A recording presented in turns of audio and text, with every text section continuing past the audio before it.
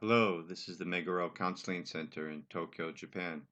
Today we'd like to talk to you about traumatic experiences and whether they may cause depression or PTSD or other disorders, and how to look at this interesting and important experience. Of course, trauma causes problems, and it causes distress to everyone who has it, but not necessarily illness. Some persons who have stress may develop acute or chronic post-traumatic stress disorder. Some may get an illness of anxiety or depression, and some may be driven to substance abuse. But in addition, there are many persons who have a history of mental illness, especially depressive disorders. And when they get this disorder many years later, they look back and remember the traumas that they had, and the distress that they had gets worse. Remember, everyone will have distress if they've had traumas.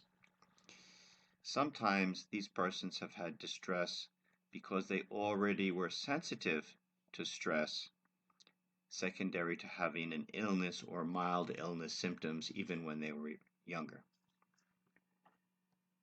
And this state of sensitivity can make people vulnerable to get into and stay into, for example, bad relationships, and these may cause stressful life events, perhaps trauma, secondary to these bad relationships, but distress either way.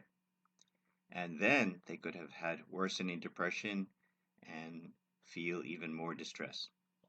You can see it's not a simple formula from trauma and stress to distress or illness or not illness.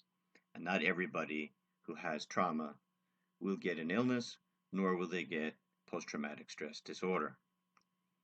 This is quite important because if people are ill for some other reason, we don't want them to only focus on talking about and trying to work through trauma or stressful experiences that they had in life, which are not really the cause of their current problem. The current problem has only made distress when thinking about those traumatic experiences worse.